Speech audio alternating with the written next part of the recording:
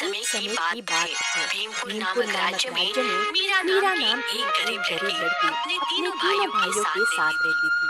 मीरा बहुत ही सुंदर थी और वो अपने तीनों भाइयों की लाडली थी। बड़े बड़े भैया, भैया, क्या क्या बात है? बात है? आप आज आप आज जल्दी उठ जल्दी गए? उठ गए? क्या कहीं क्या कहीं जाना है? जाना है? हाँ, अरे बहन आज क्या है कि मुझे जल्दी काम पे जाना है। सेठ जी ने कहा था कि आज थोड़ा ज्यादा काम है। अरे क्या भैया तुम भी ना, अब तुम्हारे सेठ जी तुमसे इतने कम पैसे में कितना काम करवाते हैं। अरे हमको देखो, मछलियाँ मार कर अपने मर्जी का जीवन जीता हूँ मजे में। अबे क्या है मजे में? तुमको कभी मछलियाँ मिलती भी हैं और कभी नहीं भी मिलती हैं। ऐसे में घर चलाना मुश्किल होता है राजन। इसीलिए मैं सेठ जी के यहाँ पे काम करता हूँ। और हरिया क्या कहूँ, उसको तो अपनी जिम्मेदारियों का एहसास ही नहीं है। देख राजन, हम ही दोनों को ये जिम्मेदारियाँ उठानी है, ठीक है ना? हाँ भैया, हाँ हाँ तुम ठीक कह रहे हो। चलो बहन, अब हम भी चलते हैं, अपना ख्याल रखना। अब दोनों दोनों भाई भाई अपने अपने अपने काम अपने पे काम चले पे जाते चले हैं। जाते हैं।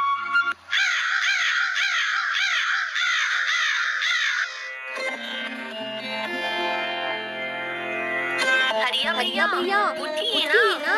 कब तक कब तक सोएंगे? सोएंगे? सूरज सर सूरज पे सर आ पे गया आ है। गया है।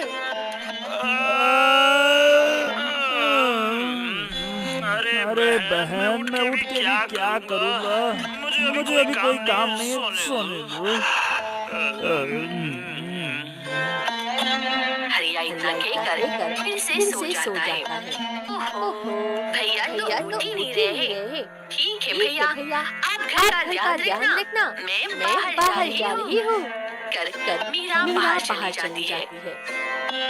आहा, हाँ, आज आज कितना कितना अच्छा अच्छा मौसम है। मौसम है। इतनी इतनी ठंडी ठंडी ठंडी ठंडी हवाएं चल हवाएं रही चल है, रही है। मानो मानो स्वर्ग से स्वर्ग आ से रही आ हो। रही हो। एक एक काम काम करती हूँ, करती हूँ, झील के झील पास के पास जाती हूँ। जाती हूँ। वहाँ मेरे वहाँ मन मेरे को मन को और और ज्यादा ज्यादा शांति मिल शांति मिल जाएगी। जाएगी।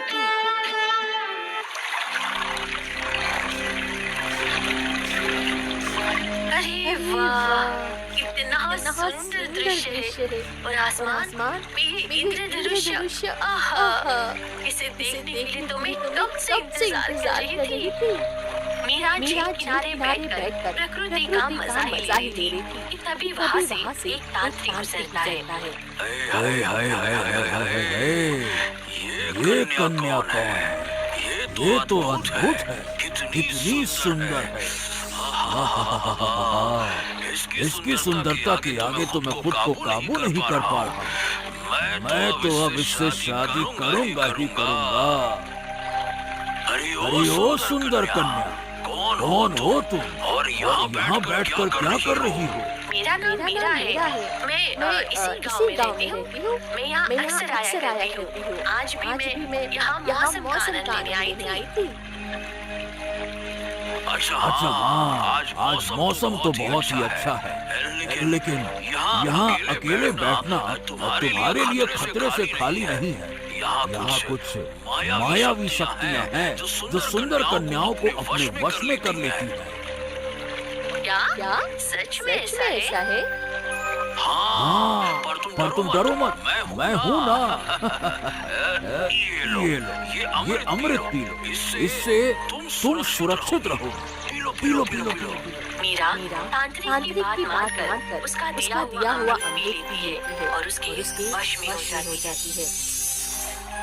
ओम ह्रीं क्लीं ह्रीं क्लीं, अब तुम मेरी हर बात मानोगे। कहो हाँ। हाँ, मैं आपकी हर बात मानूंगी। मानूंगी। आप जो आप जो कहेंगे कहेंगे मैं वो मैं वो करूंगी। करूंगी। हाँ तो ठीक है, अब से तुम मुझसे रोज मिलने यहाँ पे आया करो। अब तुम ठीक हो, चलो अब घर जाओ, कल मिलते हैं। ठीक है। है।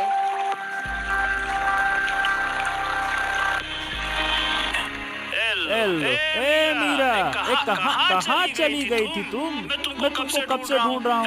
हैं? बोलो। अरे बोल काहे नहीं रही हो? कुछ तो बोलो। ए मीरा, ए मीरा। मीरा हरिया की किसी भी बात का कोई जवाब नहीं देती और चुपचाप जाकर सो जाती है।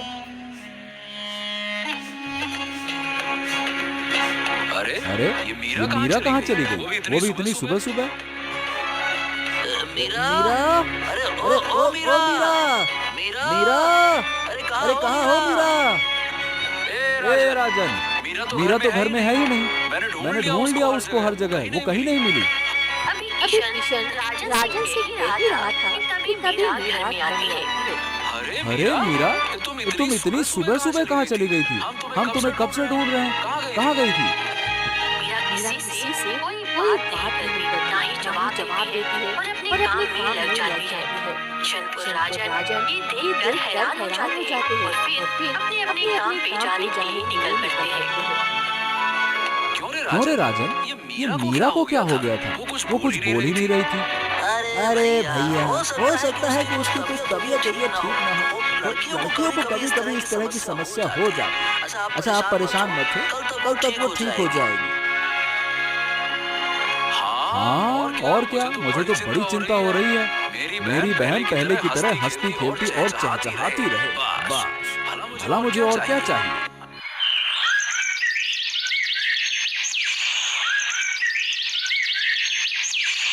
हर रोज मीरा उसी तांत्रिक से मिलने जाती है और हंसना बोलना बिल्कुल बंद कर देती है।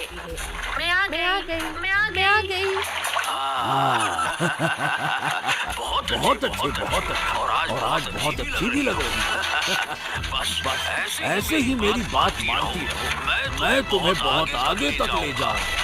तुमसे शादी करूंगा और फिर हम अपनी अलग दुनिया बनाएंगे। मैं तुम्हें भी एक तांत्रिक बना दूंगा।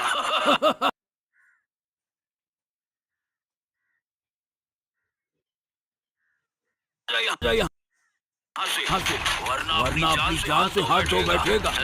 यहाँ से सियार तांत्रिक के पास जाता है और उस पर तेज वार मारता है।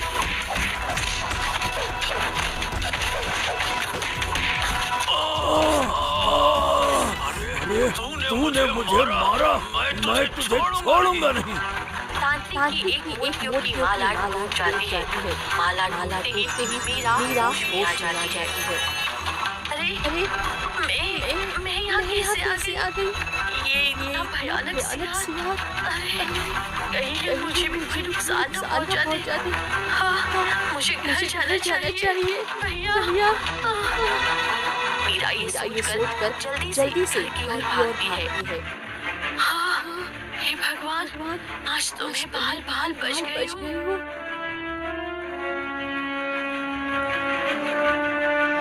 अरे मीरा, तुम इतनी डरी हुई क्यों हो और कहाँ से भागती हुई आ रही हो? क्या हो गया? भैया, पता है मैं झील के किनारे पहुँच गई थी और वहाँ पर और वहाँ क्या मीरा? मीरा अभी सारी बात हरिया को बताती है।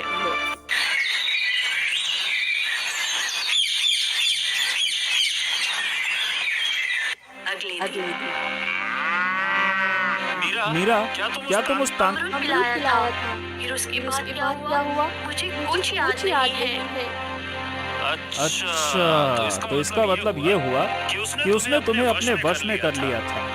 अच्छा मीरा, अब तुम झील किनारे मत जाना, वरना तुम्हें खतरा हो सकता है। ठीक है? ठीक है भैया।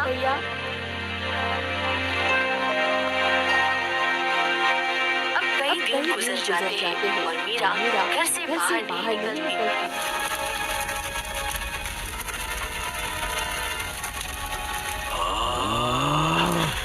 अब मैं उस सुंदर कन्या को देखे बिना रह नहीं सकता। मुझे कुछ न कुछ तो करना ही होगा। अब मैं तांत्रिक वेश बदलकर मीरा के घर जाता।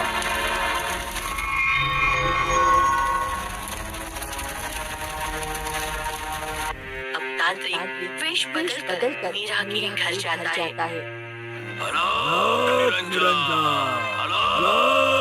निरंजन। अरे प्रणाम साधु महाराज। साधु संत आप हमारे घर आए हैं। मीरा, ओ मीरा, जल्दी से बाबा जी के लिए कुछ खाने का बंदोबस्त करो। नहीं, मैं यहाँ खाने पीने नहीं, बल्कि तुम्हें आने वाले एक संकट के बारे में बताने आया हूँ। संकट? कैसा संकट बाबा जी? तुम्हारी बहन की मृत्यु होने वाली है। क्या? लेकिन ऐसा कैसे हो सकता है बाबा जी? अगर उसकी मृत्यु रोकना चाहते हो तो तुम्हें उसे उसी तांत्रिक के पास भेजना होगा जिसने उसे अमृत पिलाया था। जब तक उसके अमृत का असर नहीं उतरेगा उसकी मृत्यु का खतरा नहीं टलेगा। पर वो तांत्रिक मिलेंगे कहाँ बाबा जी? वो तांत्रिक झील के पास वाले गुफा में रहता है। लेकिन हाँ, तुम वहाँ नहीं जाना। अपनी बहन को अकेले भेजना वरना अलग निरंजन हो जाएगा, यानी कि तांत्रिक समझ जाएगा। ओ, ठीक है बाबा जी।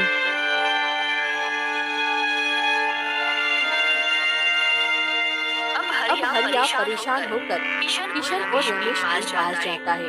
भैया, अरे भैया, भैया सुनो। हाँ हाँ, आराम से आराम से। क्या हो गया हरिया? तू भागते हुए काहे आ रहा है? सब ठीक तो है ना? हरिया अब सारी बात दोनों भाइयों को बताता है। क्या? अरे इतना सब कुछ हो गया, तुमने हमें बताया क्यों नहीं? क्या कहूँ भैया, मुझको माफ कर दीजिए। मुझे लगा कि मीरा अब ठीक हो गई है तो आप लोगों को क्यों ही परेशान करूं। अरे लेकिन अब मीरा को उस तांत्रिक के पास भेजना ये तो कोई हल नहीं है भैया। हमें कुछ और ही सोचना होगा। अब तीनों भाई अपनी बहन की जान बचाने के लिए परेशान हो जाते हैं।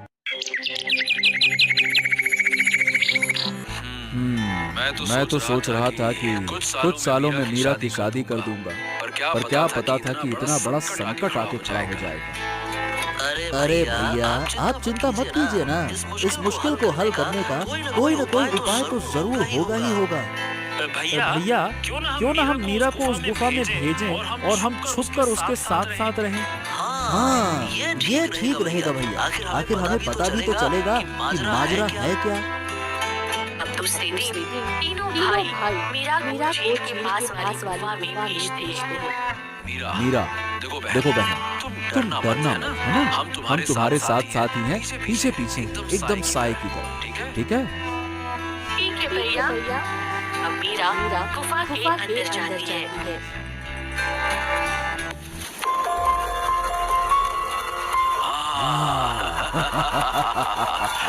आ गई तुम। आओ आओ आओ, मैं तो कब से ही तुम्हारा इंतजार कर रहा था। तुमसे मिले कितने दिन हो गए। आओ आओ आओ। तुम मेरे ऊपर से अमृत का असर खत्म कर दो। मेरी जान खतरे में है।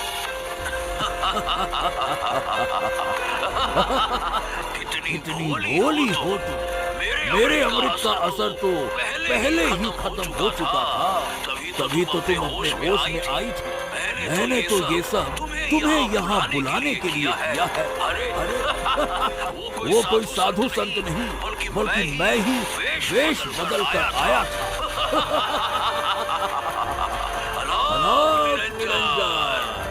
याद आया? तांत्रिक की सारी बातें तीनों भाई सुन लेते हैं। अच्छा, तो ये सब कुछ झूठ था। इस तांत्रिक की चाल थी। भैया, हमें जल्द से जल्द कुछ न कुछ करना होगा। चलिए। तीनों भाई अंदर जाते हैं। पाखंडी कहीं के, तूने हमारे साथ इतना बड़ा छल किया, हम तुझे छोड़ेंगे नहीं। मुझे पकड़ पाओगे तब तो छोड़ोगे ना। मैं तुम सबको बर्बाद कर दूंगा। बर्बाद। इतना कहकर तांत्रिक अपने पास से रखी राह निकालता है और सब पे डाल देता है। सब पीछे हो जाते हैं, पर किशन के ऊपर वो राह जाती है।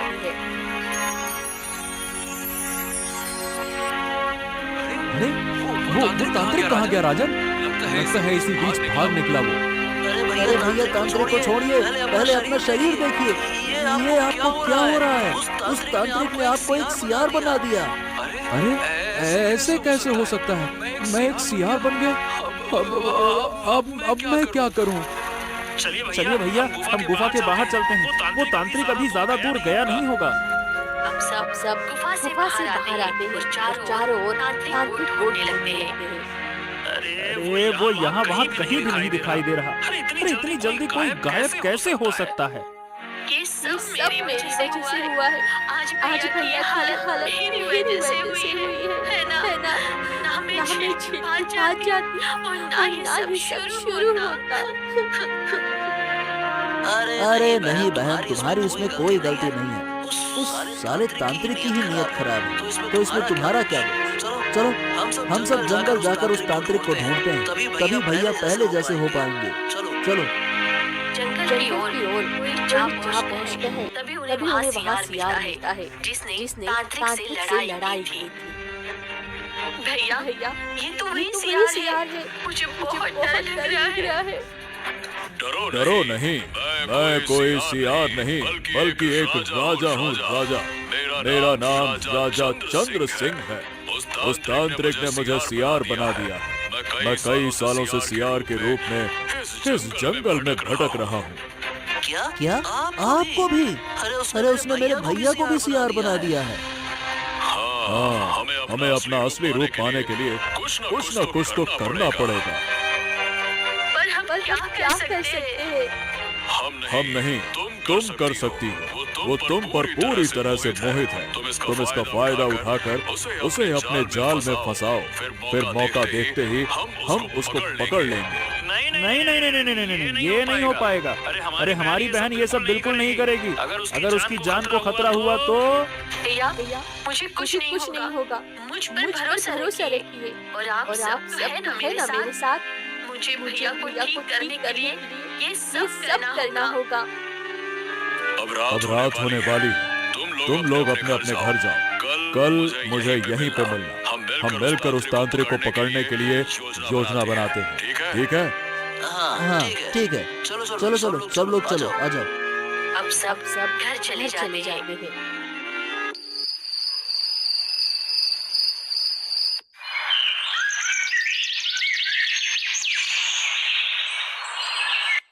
भैया चलिए हमें जंगल जाना है। मीरा, ओ मेरी प्यारी बहन मीरा, तुम एक बार फिर से सोच लो। ये सब इतना आसान नहीं होगा। भैया जिस तरह आप मुझे प्यार करते हैं ना, वैसे ही मैं भी आपसे बहुत प्यार करती हूँ। मैं अपनी जान पर खेलकर आपको ठीक करूँगी। आप चिंता मत कीजिए, मैं उस तांत्रिक को छोड़ूंगी नहीं। अब सब जंगल जाते हैं। सियार राजा आप कहाँ हैं? सियार राजा कहाँ पर हैं आप?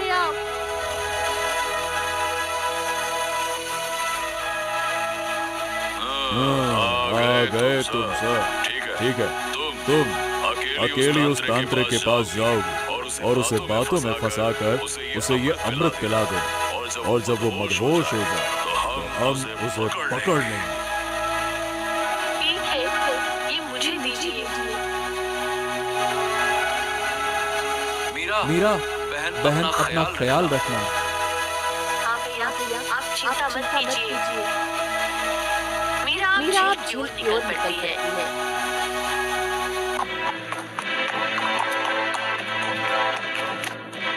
अरे ओ लड़की, सुनो। ये बताओ, क्या तुमने कभी किसी राजा को यहाँ पे भटकते हुए देखा है? राजा और यहाँ? हाँ, हमारे राज्य के राजा कई सालों पहले यहाँ शिकार पर आए थे और फिर वो कभी वापस ही नहीं लौट कर आए। इसलिए हम आज तक उन्हें तलाश रहे हैं। मैं जानती हूँ कहाँ है। आइए मेरे साथ। मीरा अब मंत्री जी को सियार राजा के पास लेकर जाती है। ये है आपके राजा।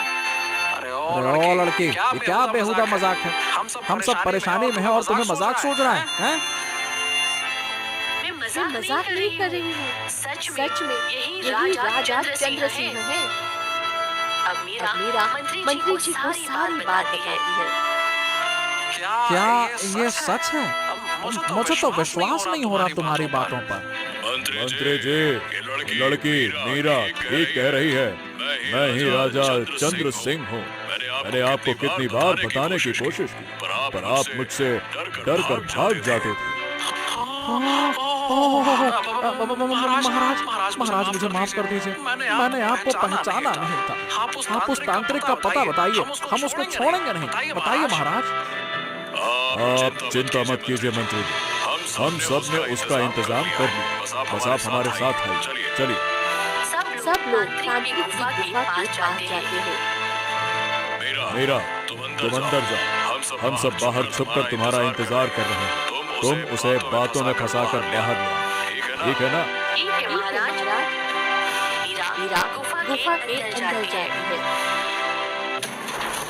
तांत्रिक जी, मुझे माफ कर दीजिए। मुझे नहीं पता था कि मेरे भाई लोग भी मेरे पीछे आ रहे हैं। आप अगर इस गुफा में हैं तो सामने आइए, मुझे आपसे बात करनी है।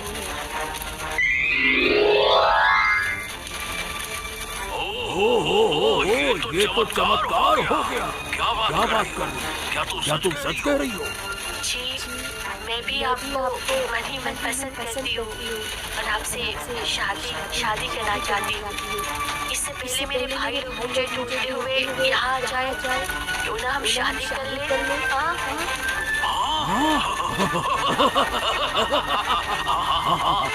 क्यों नहीं, मैं भी तो यही चाहता हूँ। मीरा तांत्रिक की बातों में लगाकर चुपके से तांत्रिक के अमृत को अपने अमृत से बदल देती है। हाँ, हम शादी करेंगे, मगर उससे पहले तुम्हें ये अमृत पीना होगा। ये रस्म हम तांत्रिक शादी से पहले करते हैं। ठीक है, मैं ये अमृत पी लूं, मगर पहले आप इस अमृत को पिएंगे। मुझे डर है कि कहीं इसमें जहर तो नहीं। नहीं, मैं तुम्हें जहर क्यों दूंगा भाई? ये देखो, मैं इसे पीकर दिखाता हूँ। देखो, मुझे कुछ नहीं होगा।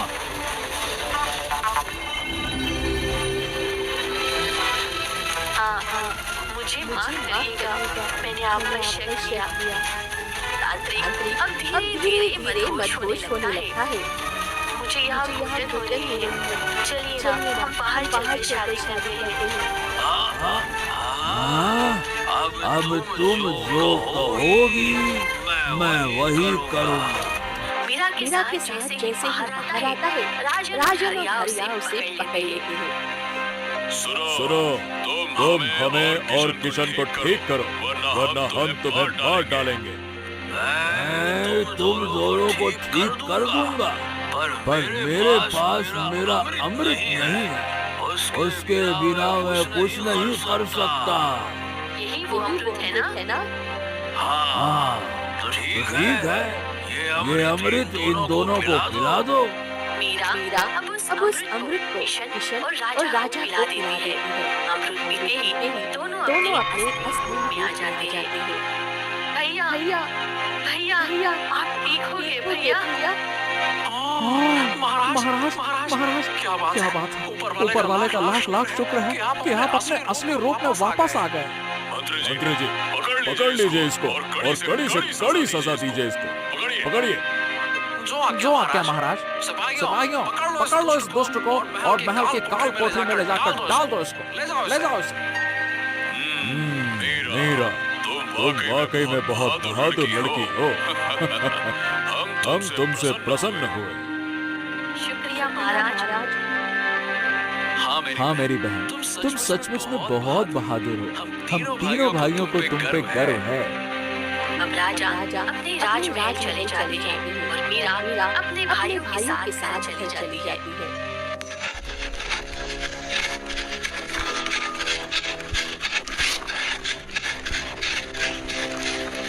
ये तिलिस्मी पत्थर हट जा मेरे रास्ते से और मुझे अंदर जाने दे, क्योंकि इस गुफा में मेरे पूर्वजों का बेशकीमती खजाना छिपा है जिस पर सिर्फ मेरा हक है। रुक जाओ मूर्ख इंसान, मुझे पता है कि तू झूठ बोल रहा है, क्योंकि मैं हजारों सालों से इस कलंगी गुफा का रक्षक हूँ और यहाँ कोई खजाना नहीं बल्कि राजा मेवाड़ सिंह का वो शापित मुकुट है जो पूरे गांव को निगल गया था। और अब अगर तू अपनी जान सलामत चाहता है तो यहाँ से भाग जा।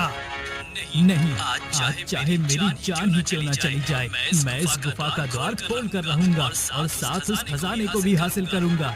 जैसे ही एकलव्य आगे बढ़ता है, पत्थर से जादुई किरणें निकलती हैं और जमीन दलदल में बदल जाती है, जिसमें एकलव्य धीरे धीरे कीचड़ के मलबे में धंसने लगता है।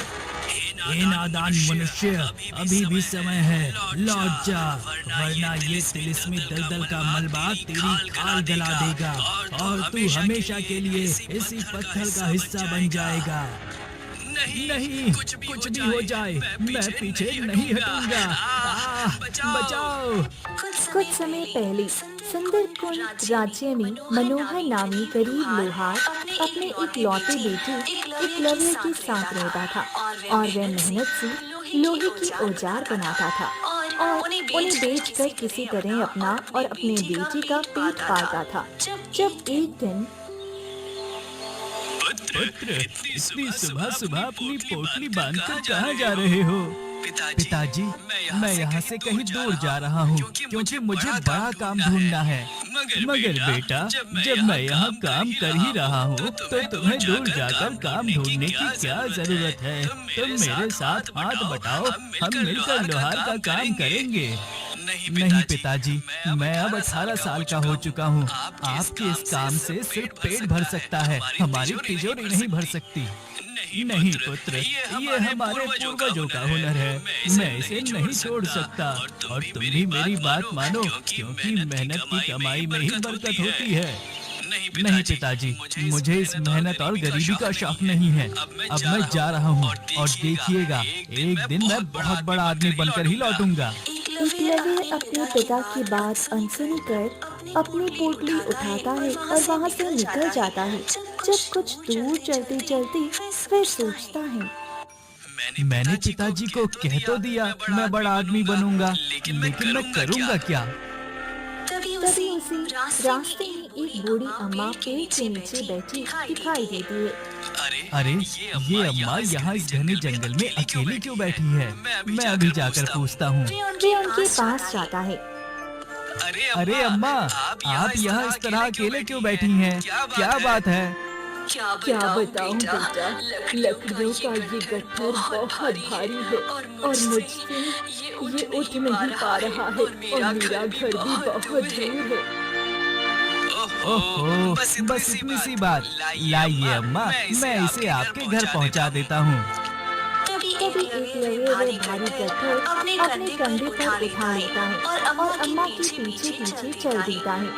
जब घर पहुंचकर वह गट्ठर नीचे रखता है। लीजिए अम्मा, आपका काम हो गया, अब मैं चलता हूँ। अरे रुको बेटा, तुमने इस बुढ़िया की इतनी बड़ी मदद की है तो बदले में तुम्हारा इनाम तो बनता है ना? अरे नहीं अम्मा, मुझे कुछ नहीं चाहिए, मैंने तो बस आपकी छोटी सी मदद की है। नहीं बेटा, ऐसे कैसे? तुमने मेरी मदद की है तो अब से ये सोने का सिक्का तुम्हारा। रेखा सिक्का देकर अपनी झोंपड़ी में चली जाती है। एकलव्य सिक्का पाकर बहुत खुश होकर आगे बढ़ जाता है। अम्मा कितनी अच्छी थी, मेरी एक छोटी सी मदद के बदले उन्होंने मुझे सोने का सिक्का दे दिया। खैर, अब मैं काम की तलाश में आगे बढ़ता हूँ। एकलव्य अब घने जंगल की ओर जाने लगता है। तभी अचानक उसे एक कुत्ता दिखाई देता है जो अपने मुंह में एक घायल कबूतर को दबाकर ले जा रहा होता है। अरे ये क्या? ये कुत्ता तो इस मासूम और घायल कबूतर को मार डालेगा। नहीं, मुझे इसे बचाना होगा।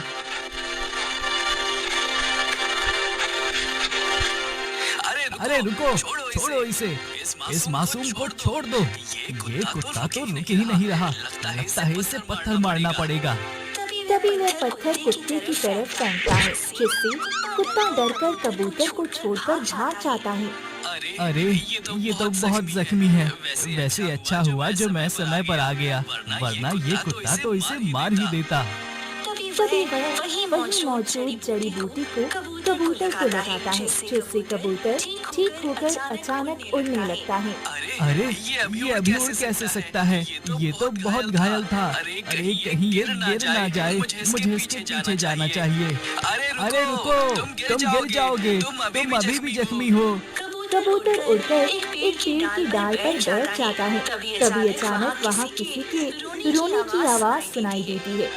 अरे ये क्या? ये रोने की आवाज कहाँ से आ रही है? लेकिन यहाँ तो कोई नजर नहीं आ रहा। अरे कौन रो रहा है? आवाज तो किसी लड़की के रोने की लग रही है, पर यहाँ इस कबूतर के अलावा कोई नहीं दिख रहा। तभी उसकी नजर कबूतर पर जाती है, जिसकी आंखों से आंसू गिरते दिखाई देती हैं। अरे ये आंसू तो कबूतर की आंखों से बह रहे हैं, लेकिन आवाज लड़की की है। मुझे आजाद करो, मुझे आजाद करो। तुम बोल सकते हो? मैंने पहली बार बोलने वाला कबूतर देखा है। तुम कौन हो और तुम्हारी आवाज किसी लड़की जैसी क्यों है? खजाना, जंगल में खजाना, मुझे आजाद करो। इससे पहले कि एकलव्य कुछ और पूछता, कबूतर अचानक गायब हो जाता है। ये गायब कैसे हो गया? हे भगवान, मुझे कुछ समझ नहीं आ रहा। आखिर ये सब क्या हो रहा है? अब मैं क्या करूं? तभी वहाँ अचानक एक साधु बाबा आते हैं। क्या हुआ पुत्र? तुम इतने परेशान क्यों लग रहे हो? साधु बाबा, वो बोलने वाला कबूतर। क्या मतलब पुत्र? मुझे पूरी बात बताओ कि तुम क्या कहना चाहते हो। तभी वह साधु बाबा को सारी बात बताता है। पुत्र, शायद उस कबूतर की आजादी तुम्हारे ही भाग्य में लिखी है। और हाँ, वो कोई साधारण पक्षी नहीं है, बल्कि किसी बड़ी मुसीबत में फंसी रूह है, और इसके साथ खजाने का पता भी है। क्या रूह? पर बाबा, मैं उसे आजाद कैसे करूं? और वो लड़की की आवाज में क्यों रो रहा था? इसका पता तो तुम्हें सच जानने के बाद ही पता चलेगा। बस याद रखना, वो कबूतर अपनी आजादी चाहता है।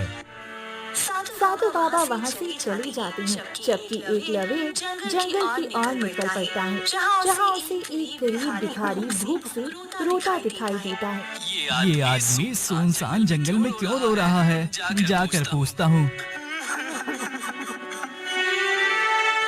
अरे भाई, क्या हुआ है? तुम यहाँ अकेले क्यों बैठे हो?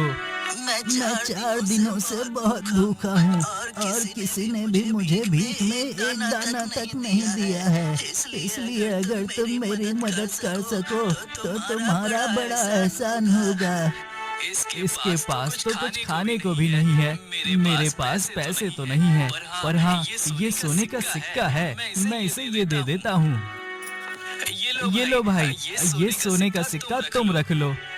पर भाई, ये तो तुम्हारा है और बहुत कीमती भी है। हाँ भाई, लेकिन तुम्हें इसकी मुझसे ज्यादा जरूरत है, इसलिए तुम इसे ले लो। तुम बहुत नेक दिल इंसान हो। जाओ, इसी रास्ते पर सीधे चले जाओ। तुम खजाने के बहुत करीब हो और तुम्हें जल्दी ही वो जगह मिल जाएगी। क्या तुम्हें उस खजाने के बारे में पता है? इसका मतलब वो कबूतर भी वही मिलेगा। मैं अभी जाता हूँ। जैसे ही एकलव्य मुड़ता है, भिखारी गायब हो चुका होता है, जबकि एकलव्य चलता रहता है, तो रास्ता खत्म नहीं होता।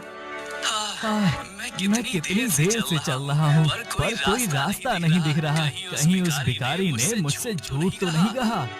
तभी उसे सामने एक अजीब पेड़ दिखता है, जिस पर पत्तों की जगह पत्थर लटके हुए थे।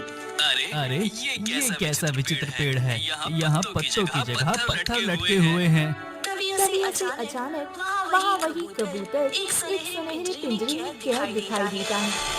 अरे ये तो वही कबूतर है जिसे मैंने आजाद किया था, पर ये पिंजरे में कैसे कैद हो गया? हाँ, मैं इसे अभी आजाद कर देता हूँ। नहीं एकलव्य, मेरे पास मत आना, मुझे मत छूना। पर अगर मैं पिंजरे को छूऊंगा नहीं तो इसे खोलूंगा कैसे? तुम डरो मत, मैं तुम्हारी मदद जरूर करूंगा। तभी अचानक धुआं उठता है और एक विशाल भयानक राक्षस प्रकट होता है। ठहर जा मूर्ख मानव, तुम मेरी कैद को आजाद नहीं कर सकता। तेरी हिम्मत कैसे हुई यहाँ कदम रखने की? तुम कौन हो और इस बेजुबान पंछी को कैद करके क्यों रखा है? इसे आजाद कर दो। इतनी आसानी से नहीं। अगर तू इसकी आजादी चाहता है तो तुझे इस नदी की गहराइयों में उतरकर जल लोक से मेरा जादुई चिराग लाना होगा, मगर याद रहे तुझे उसे घिसना नहीं है। ठीक है, इसकी जान बचाने के लिए मैं किसी भी खतरे का सामना करने को तैयार हूँ। सोच ले, जल लोक से आज तक कोई जिंदा वापस नहीं आया है। वहाँ कदम कदम पर मौत का साया है।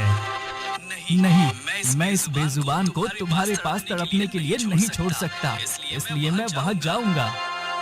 ये कहकर वह सामने बहती नदी में छलांग लगाता है और जैसे ही वह पानी की गहराई में पहुंचता है, वह हैरान रह जाता है। अरे मैं तो नदी के अंदर था, पर ये जगह तो बिल्कुल अलग है। यहाँ तो अलग ही चमकीली दुनिया बसी है, लेकिन अब मुझे वो चिराग कहाँ मिलेगा? वह सोचते हुए आगे बढ़ जाता है जब उसे सामने चमकता हुआ जादुई चिराग दिखाई देता है। अरे उस राक्षस ने तो कहा था यहाँ बहुत खतरा है, पर ये चिराग तो मुझे कितनी आसानी से मिल गया। जैसे ही वह चिराग उठाने के लिए हाथ बढ़ाता है, तभी एक विचित्र प्राणी उसके सामने आ जाता है। तुम यहाँ क्यों आए हो और इस चिराग को हाथ लगाने की हिम्मत कैसे की? तुम कौन हो? मैं इस जल लोक का रक्षक हूँ और मुझे पता है कि तुम यहाँ किसी लालच में आए हो, लेकिन तुमने यहाँ आकर गलती कर दी, क्योंकि यहाँ जो भी एक बार आता है वो यहाँ से जिंदा नहीं जाता। देखो, मुझे बस ये चिराग चाहिए ताकि मैं उस मासूम पंछी की जान बचा सकूं। कृपया मुझे ये ले जाने दो। अच्छा, तो तुम्हें ये चिराग चाहिए, और मैं तुम्हें ये नहीं दूंगा, लेकिन हाँ, अगर तुम चाहो तो यहाँ पड़ा ढेर सारा खजाना ले सकते हो, क्योंकि मुझे पता है कि तुम गरीब हो और अमीर बनने निकले थे ना। तो ये खजाना लो और यहाँ से चले जाओ। तभी वहाँ ढेर सारा खजाना दिखाई देता है। नहीं, मुझे इस खजाने का कोई लालच नहीं है। हाँ, मैं अमीर बनना चाहता हूँ, पर किसी की जान का सौदा करके नहीं। और मेरे लिए उस पंछी की आजादी इस खजाने से कहीं बढ़कर है, इसलिए मुझे तुम्हारा खजाना नहीं चाहिए। तभी सारा खजाना अचानक गायब हो जाता है और वह विचित्र प्राणी गुस्से से लाल हो जाता है। अच्छा, तो तुम्हें ये खजाना नहीं चाहिए? ठीक है, जैसी तुम्हारी इच्छा, क्योंकि मैंने तुम्हें अमीर बनने का मौका दिया था और तुम मूर्ख निकले। अब अपनी जान से हाथ धोने के लिए तैयार हो जाओ। ठीक है, अगर मेरी किस्मत में मरना ही लिखा है तो तुम मेरी जान ले लो, लेकिन मैं इस चिराग को लेकर ही जाऊंगा ताकि उस मासूम की जान बचा सकूं। विचित्र प्राणी अपने जादू से एकलव्य पर हमला करता है, लेकिन एकलव्य बिना डरे बस अपनी आंखें बंद कर लेता है। पर जब उसे कोई दर्द महसूस नहीं होता, तब वह धीरे से आंखें खोलता है। अरे, मैं तो जिंदा हूँ, मुझे कुछ हुआ क्यों नहीं?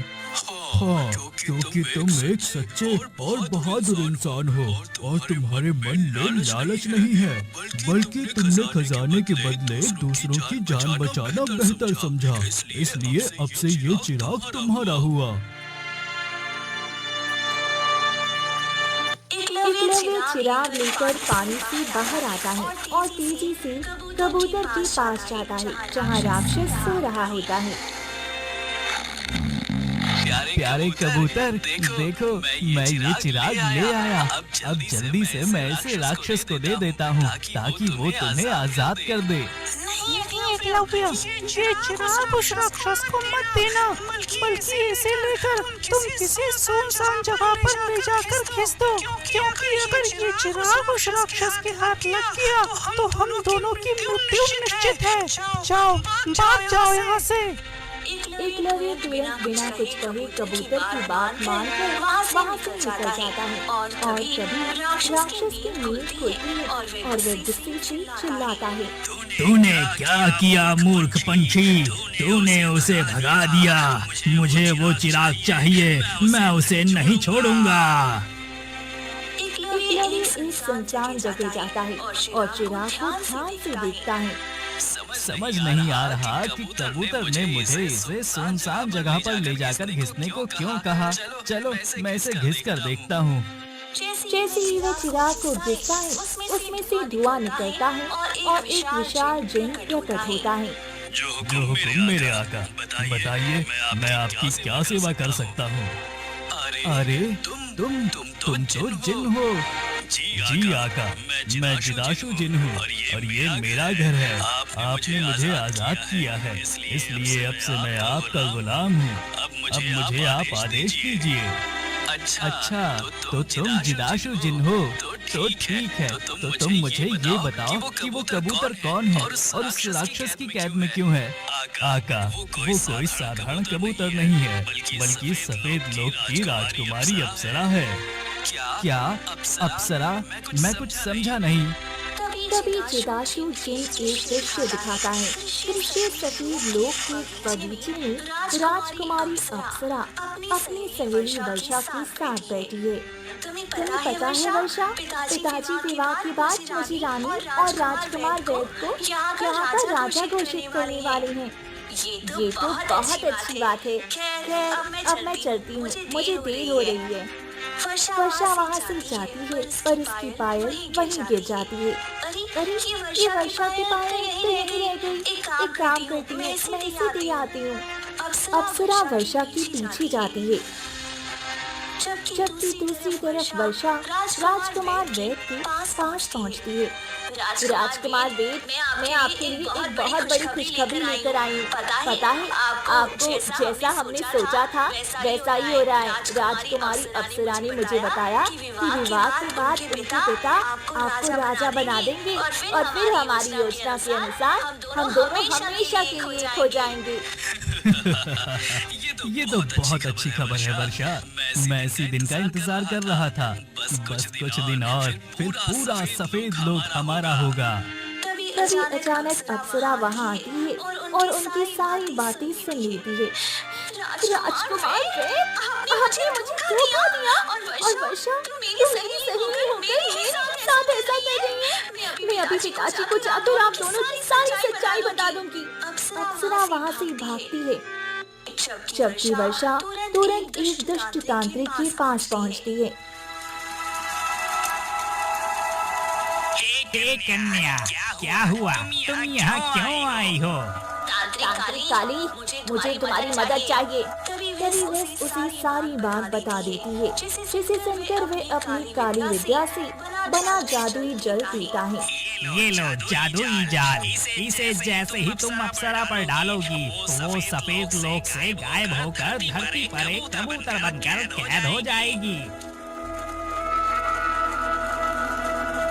वर्षा तुरंत उस जादुई जल को लेकर अप्सरा के पास पहुंच जाती है, जो अपने पिता के पास जा रही होती है। रुक जाओ अप्सरा, तुम हमारी सच्चाई किसी को नहीं बताओगी। मेरे रास्ते से तुम दोनों ने धोखा दिया है। मैं तुम दोनों की सच्चाई बताऊंगी। अच्छा, बताओगी तो तब जब तुम बचोगी। अब मैं सफेद लोक की रानी बनूंगी। तुम्हारे पिता से कह दूंगी कि तुम किसी के साथ भाग गई हो। तभी वर्षा और वैद मिलकर अप्सरा पर जादुई जल डाल देती हैं, जिससे अप्सरा एक कबूतर में बदल जाती है और वहाँ से गायब हो जाती है। ओह, तो इसका मतलब वो मासूम कबूतर असल में एक राजकुमारी अप्सरा है। जी आका, तो वो सफेद लोक की राजकुमारी अप्सरा है जो धरती पर कैद है। उसे आजाद करने का सिर्फ एक ही रास्ता है। तो बताओ क्या है वो रास्ता? आपको उस कलंगी गुफा में जाकर राजा मेवाड़ के शापित मुकुट और बोलने वाले पत्थर के रहस्य को सुलझाना होगा।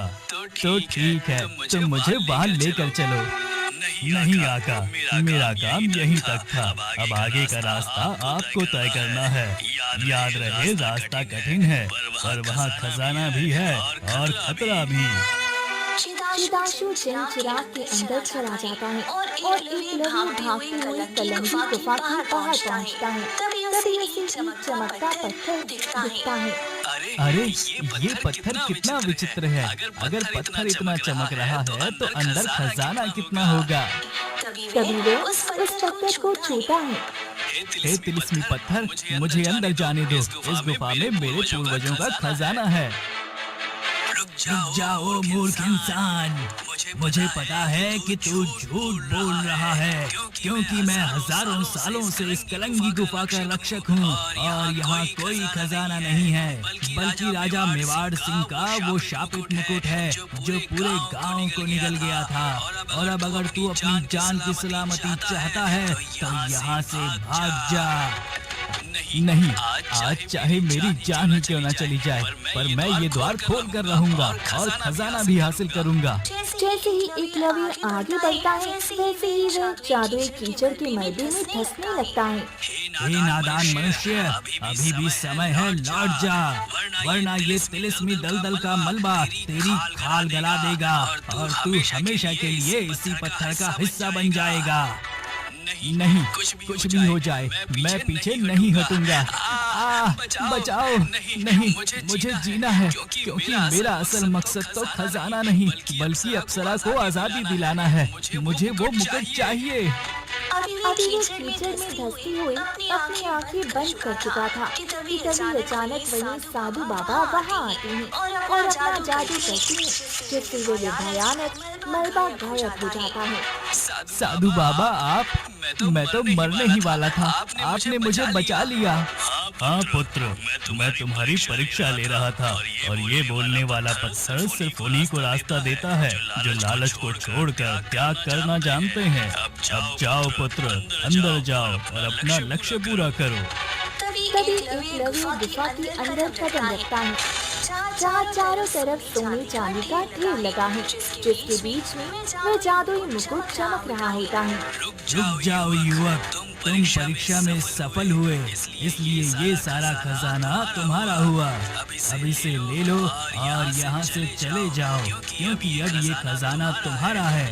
लेकिन याद रहे, अगर तुमने वो मुकुट उठाया तो खजाना गायब हो जाएगा और तुम फिर से गरीब हो जाओगे। मुझे ये धन दौलत नहीं चाहिए, मैं यहाँ खजाने के लिए नहीं बल्कि राजकुमारी अप्सरा की रूह को आजाद करने के लिए आया हूँ। सोच लो, इसके बाद तुम जीवन भर एक साधारण लोहार की तरह गरीबी में जियोगे। क्या तुम एक कबूतर के लिए अपनी अमीरी कुर्बान कर दोगे? हाँ, किसी की जान बचाना अमीरी से कहीं बढ़कर है, इसलिए अब तुम मुझे ये मुकुट दे दो। जैसे ही एकलव्य मुकुट उठाता है, सारा खजाना गायब हो जाता है। जबकि वह मुकुट लेकर गुफा से बाहर आता है, तभी सामने उसे कबूतर दिखता है। तुम तो पिंजरे में कैद थे ना, तो तुम यहाँ कैसे? वो पिंजरा उस राक्षस की कैद थी, लेकिन तुमने उस जिन को आजाद करके मुझे मेरे पिंजरे से आजाद कर दिया, इसलिए मैं यहाँ आ गई। तभी ये सुनकर एकलव्य वो मुकुट कबूतर के सिर पर रखता है, जिससे वे अपने रूप में आ जाती है। धन्यवाद एकलव्य, तुमने अपनी अमीरी का त्याग करके मुझे नई जिंदगी दी है। जी राजकुमारी अप्सरा, लेकिन अब आपके सफेद लोग वापस लौटने का समय आ गया है। नहीं साधु बाबा, मैं वहाँ वापस नहीं जाना चाहती। वहाँ मेरा कोई अपना नहीं है, जिससे मैंने प्रेम किया और जिस सहेली पर भरोसा किया, उन्होंने मुझे धोखा दिया। इसलिए अब मैं वहाँ नहीं जाऊँगी, बल्कि अब मैं इस धरती पर एकलव्य के साथ रहना चाहती हूँ। पर राजकुमारी अप्सरा, मैं तो एक साधारण और गरीब इंसान हूँ, मेरे पास आपको देने के लिए कुछ नहीं है। एकलव्य, तुम्हारी जैसा सोने का दिल जिसके पास हो, वो गरीब नहीं हो सकता। मैं अपनी देवी शक्तियों का त्याग करके तुम्हारे साथ एक साधारण इंसान बनकर रहूंगी। तभी साधु बाबा अपनी शक्तियों से वहाँ फिर से खजाना प्रकट करते हैं। तुम दोनों के त्याग से मैं बहुत प्रसन्न हूँ। अब ये खजाना तुम्हारी ईमानदारी का इनाम है। साधु बाबा वहाँ से चले जाते हैं, जबकि एकलव्य अपनी पत्नी अप्सरा के साथ बहुत सारे खजाने के साथ अपने घर लौटता है, जहाँ मनोहर उसे देखकर दंग रह जाता है। बेटा, तुम इतने बड़े आदमी कैसे बन गए? और ये सुंदर कन्या कौन है? पिताजी, मैंने आपसे कहा था ना, एक दिन मैं बड़ा आदमी बनकर लौटूंगा। देखिए मैं कितना धनवान होकर लौटा हूँ और अपने साथ आपकी पुत्रवधू को भी लाया हूँ। अब आपको मेहनत करने की जरूरत नहीं, अब हम सब सुख से रहेंगे। और फिर वे तीनों सुखी से रहने लगते हैं। एक गांव में राधिका और कुसुम नाम की दो सहेलियां रहती थी। दोनों में बहुत ही पतली दोस्ती थी। वो दोनों जहाँ कहीं भी जाती थी साथ ही जाया करती। पर कुसुम के माता पिता नहीं थे, जिस वजह से राधिका हमेशा उसका ध्यान रखती। एक सुबह राधिका कुसुम के घर गई और बोली, अरे कुसुम, आज नदी पर नहीं चलना है क्या? कहाँ पर हो तुम? अरे आई बस, आज खाना बनाने में देर हो गई। कुसुम घर से बाहर आई, जिसे देखकर राधिका ने कहा, क्यों? क्या हो गया? आज खाना बनाने में देर कैसे हुई? क्या बताऊं? आज जरा देर से उठी थी, इसी वजह से। चलो चलते हैं। हाँ चलो। इसके बाद वो लोग मटकी को लेकर नदी पर आ जाते हैं। नदी पर आने के बाद वो लोग पानी भरते हैं और फिर राधिका कुसुम से कहती है, पता है ना, हम लोगों की दोस्ती देखकर गाँव वाले इस तरह की बातें करते हैं। अरे गाँव वालों की क्या बात करते हो? करने दो बातें, और वैसे भी उनकी बातें हमें अलग नहीं कर पाएगी। हाँ, फिर भी मुझे डर लगता है कि कहीं उनकी बुरी नजर हमारी दोस्ती को न लग जाए। अरे पगली, तू ऐसा क्यों कह रही है? वो तो मेरी बहन है, मैं तुझे अपनी सहेली का बहन ज्यादा मानती हूँ। राधिका काफी खुश हुई और वो लोग घर आ गए। धीरे समय गुजर रहा था। एक गुफा में एक तांत्रिक जोर से हवन यज्ञ कर रहा था और उसने अपने आप से कहा, बस एक बार किसी तरह वो मेरे हाथ में आ जाए, फिर मैं इस दुनिया का सबसे शक्तिशाली इंसान बन जाऊंगा। तभी वहाँ पर एक चुड़ैल आई और उसने कहा, आपने मुझे बुलाया तांत्रिक? तुझे मेरा एक काम करना पड़ेगा। इसके बदले तू जो चाहेगी तुझे वो मिलेगा। आखिर ऐसा भी क्या काम है जिसे करने के लिए तुम मुझसे हाथ मिला रहे हो? अरे मुझे पता है हम लोगों में दुश्मनी रहती है, पर मुझे जो चाहिए वो सिर्फ तू दिला सकती है, इसलिए मैं तुझसे हाथ मिला रहा हूँ। ठीक है, अगर ऐसी बात है तो बताओ क्या चाहिए आपको?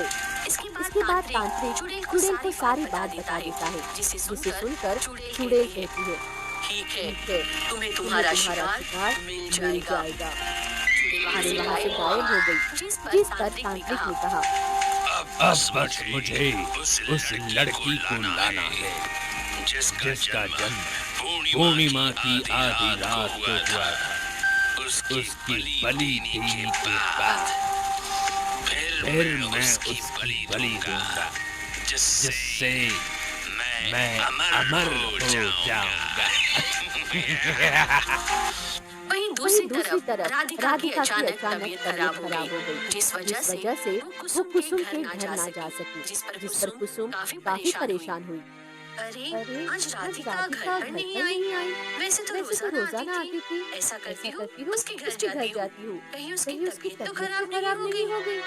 कुसुम राधिका के घर आई, जहाँ पर राधिका की माँ सीमा बैठी हुई थी। सीमा ने जब कुसुम को देखा तो कहा, अरे आओ बिटिया, लगता है राधिका से मिलने आई हो। हाँ काकी, राधिका से ही मिलने आई। आज वो घर पर नहीं आई। कहाँ है वो? अरे बिटिया, उसकी तबीयत खराब हो गई है, इसलिए लेटी हुई है वो। क्या तबीयत खराब हो गई? और उसने मुझे बताया भी नहीं। मैं अभी देखती हूँ। कुसुम राधिका के पास आई, जो चारपाई पर लेटी थी। उसे देखकर कुसुम ने कहा, तुम्हारी तबीयत खराब है? तुमने मुझे बताया क्यों नहीं? अचानक से ही तबीयत खराब हो गई, बताने को समय ही नहीं मिला। चलो कोई बात नहीं, तुम आराम करो। जब तुम्हारी तबीयत ठीक हो जाए तब हम लोग साथ में नदी पर चलेंगे। हाँ ठीक है। तो आज तुम नदी पर नहीं जाओगी? आज तो मैं अकेली चली जाऊंगी, क्योंकि मेरे घर पर पानी नहीं। पर कल से साथ चला करेंगे। हाँ क्यों नहीं। कल तक तो मेरी तबीयत बिल्कुल ठीक हो जाएगी। कुसुम अकेले ही नदी पर पानी लेने के लिए चली गई। नदी पर आने के बाद कुसुम आराम से पानी भरने लगी। आज उसे अकेला बिल्कुल भी अच्छा नहीं लग रहा था और उसने अपने आप से ही कहा, ये अचानक से राधिका की तबीयत कैसे खराब हो गई? मुझे उसके बिना बिल्कुल अच्छा नहीं लगता। तभी वहाँ पर एक तांत्रिक आ गया। तांत्रिक ने कुसुम को देखा तो मुस्कुरा कर कहा, सुनो बालिका, क्या तुम मेरा एक काम करोगी? तांत्रिक को देखकर कुसुम थोड़ा घबराई और बोली, बताइए महाराज, क्या काम है? तुम्हें अपनी सहेली को मेरे पास लाना पड़ेगा। इसके बदले मैं तुम्हें बहुत सुंदर बना दूंगा। ये आप क्या कह रहे हैं? आपके पास? मैं कुछ समझी नहीं। मैं बिल्कुल ठीक कह रहा हूँ। तुम अपनी सहेली को मेरे पास ले आना। उसके बदले मैं तुम्हें दुनिया की सबसे सुंदर स्त्री बना दूंगा। ये सुनकर कुसुम थोड़ा हैरान हो जाती है। अरे इतना क्यों सोच रही हो? क्या तुम्हें दुनिया में सबसे सुंदर नहीं बनना? पर आप मेरी सहेली के साथ करेंगे क्या? अरे उसकी चिंता तुम मत करो। बस उस लड़की को मेरे पास लाओ। उसके बदले मैं तुम्हें सबसे सुंदर लड़की बना दूंगा। तांत्रिक की बात सुनकर कुसुम के मन में लालच आ जाता है। हाँ ठीक है, अगर ऐसी बात है तो मैं अपनी सहेली को आपके पास लेकर आऊंगी। अच्छी बात। मेरी गुफा जंगल के बीचों बीच है। इस अमावस्या तक तुम उसे ले आना। हाँ क्यों नहीं तांत्रिक वहाँ से चला गया, जिस पर कुसुम काफी खुश हो गई। आखिरकार अब मैं दुनिया की सबसे सुंदर लड़की बन जाऊंगी। मुझे तो यकीन ही नहीं हो रहा है। दूसरी तरफ कोई दूर से ये सब कुछ देख रहा था। वो कोई और नहीं बल्कि एक परी थी। और परी ने अपने आप से कहा, मैं ऐसा कभी नहीं होने दूंगी। ये तांत्रिक मुझे और उस लड़की को मारना चाहता है, पर इस तांत्रिक को कामयाब नहीं होने दूंगी। मुझे वन देवता से बात करनी पड़ेगी। ये कहकर परी वहाँ से एक विशाल वृक्ष के पास आई और बोली, मुझे अंदर जाने का रास्ता दो वृक्ष देवता। अरे आप यहाँ पर कैसे आना हुआ? मुझे वन देवता से कुछ जरूरी बात करनी है। क्या जंगल में संकट है जो आप इतनी ज्यादा परेशान लग रही हैं? जंगल संकट में नहीं, मेरी जान संकट में है। आपकी जान? भला आपकी जान के पीछे कौन पड़ा हुआ है? मेरी जान के पीछे एक तांत्रिक पड़ा हुआ है, जिससे वो अमर हो जाए। पर मैं उसे ऐसा कभी नहीं होने दूंगी। हाँ, क्यों नहीं? अगर बुराई जीत गई तो फिर भला अच्छाई का क्या होगा? तुम चिंता मत करो, बुराई कभी भी नहीं जीतेगी। बस मुझे वन देवता से मिलने दो। इसके बाद विशाल पेड़ के अंदर से तेज रोशनी निकलती है और परी उसी के अंदर चली जाती है, जहाँ पर वन देवता आराम से बैठे हुए थे। उन्होंने जब परी को देखा तो कहा, हाँ, तुम यहाँ पर कैसे आना हो? परिलोक से पृथ्वीलोक का सफर कैसा रहा आपका? मैं परिलोक नहीं बल्कि पृथ्वीलोक पर ही रहती हूँ। वन देवता, क्या पृथ्वी लोक पर आपने हमें इस बारे में कुछ बताया नहीं? बताने का समय ही नहीं मिला क्योंकि मेरी जान संकट में है और इस पृथ्वी पर भी संकट मंडरा रहा है। क्या आखिर ऐसा भी क्या हो गया जो आप इतनी परेशान हैं? बताइए। इसके बाद परी ने वन देवता को सारी बात बताई। अच्छा, तो ऐसी बात है। तुम चिंता मत करो, हम तुम्हारे साथ हैं। हम कभी भी उस तांत्रिक को अमर नहीं होने देंगे। हाँ, इसीलिए बस मैं यही चाहती हूँ कि आप उस लड़की की रक्षा करें और कुछ नहीं। क्यों नहीं, मैं उस लड़की की जरूर रक्षा करूंगा। तुम बस उसे यहाँ पर ले आओ।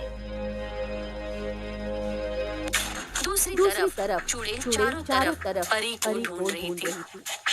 आखिर वो परी कहाँ है? मुझे मिल क्यों नहीं रही है? अगर मैं उस परी को तांत्रिक के पास नहीं ले गई तो पता नहीं वो मेरे साथ क्या करेगा। कहकर चूड़े परी को ढूंढने के लिए आगे चली गई। वही अब कुसुम राधिका को किसी भी तरह तांत्रिक के पास ले जाना चाहती थी। चलो राधिका, आज हम लोग जंगल में घूमने चलते हैं। क्या जंगल में? पर क्यों? जंगल में तो बहुत खतरनाक होता है ना। अरे नहीं, हम लोग ज्यादा अंदर नहीं जाएंगे। मेरा मन हो रहा है। ठीक है, अगर तुम कह रही हो तो मैं एक बार अपने माता पिता से बात कर लेती हूँ। अरे माता पिता से क्या पूछना? चलो तुम मेरे साथ। क्या तुम मुझ पर भरोसा नहीं करती हो? अरे नहीं, ऐसी कोई बात नहीं है। चलो तो फिर।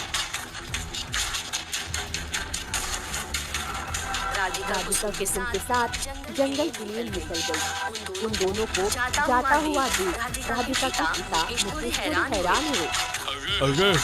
अरे ये दोनों कहाँ जा रही हैं?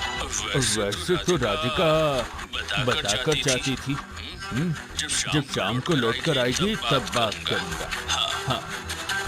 दूसरी तरफ वो लोग जंगल में आ गए। जंगल में आने के बाद कुसुम ने अपने मन में कहा, तांत्रिक ने बताया था गुफा बीच में है। मुझे राधिका को जंगल और अंदर जाना पड़ेगा। तभी वहाँ पर एक सुंदर मोर आ जाता है, जिसे देखकर राधिका काफी खुश होती है। अरे वो देखो कुसुम, कितना सुंदर मोर है। हाँ, तुम सही कह रही हो। ये तो बहुत ही सुंदर है। तभी अचानक मोर ने कुसुम के ऊपर हमला कर दिया, जिससे वो बुरी तरह घबरा गई। अरे क्या ये मुझ पर हमला क्यों कर रहा है? हाँ, मुझे भी कुछ समझ नहीं आ रहा। कुसुम, चलो हम यहाँ से चलते हैं। मोर ने राधिका से कहा, अरे तुम मेरे साथ चलो, तुम्हारी जान खतरे में है। क्या तुम्हारे साथ? नहीं, आखिर तुम कौन हो? तुम बोल कैसे सकते हो? अरे मैं एक मोर ही हूँ, पर मैं कोई साधारण मोर नहीं, बल्कि जादुई मोर हूँ। और मुझे यहाँ एक परी ने तुम्हारी रक्षा के लिए भेजा है। क्या परी? क्या कह रही हो? तुम झूठ बोल रही हो। नहीं, मैं बिल्कुल सही कह रहा हूँ। तुम्हें तुम्हारी सहेली से खतरा है। तुम मेरे साथ चलो। नहीं, तुम झूठ बोल रहे हो। मैं भला अपनी सहेली को क्यों नुकसान पहुंचाऊंगी? मैंने तो कहा ही नहीं, तुम खुद ही अपने मुंह से कह रही हो। चलो तुम मेरे साथ। नहीं, मैं तुम्हारे साथ नहीं जाऊंगी। मेरी सहेली ऐसा कुछ भी नहीं कर सकती। तभी वहाँ पर तांत्रिक आ गया। तांत्रिक ने जब राधिका को देखा तो काफी खुश हुआ और कुसुम से कहने लगा, आखिरकार तुम इस लड़की को ले लिया। पर मैंने तुमसे कहा था इसे गुफा में लाना। चलो कोई बात नहीं, अब मैं यहाँ से खुद ही से ले जाऊंगा।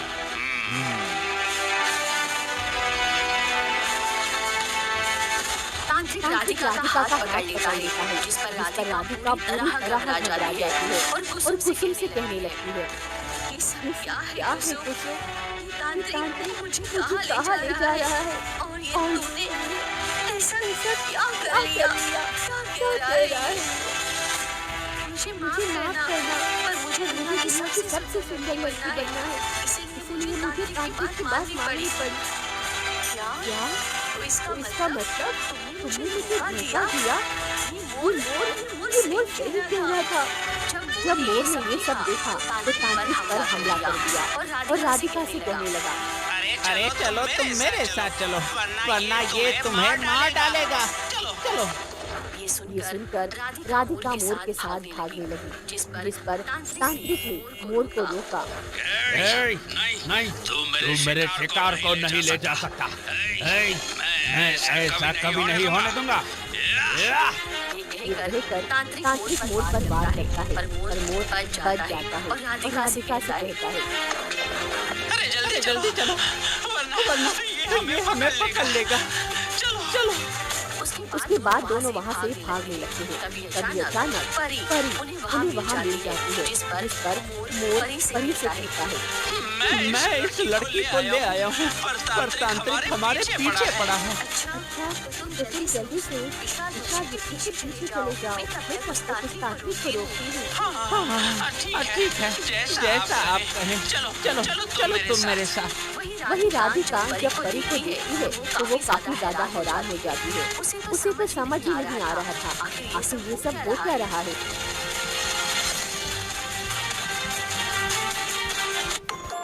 और मोर उस विशाल वृक्ष के पास ले आया। जल्दी से मेरे अंदर आओ।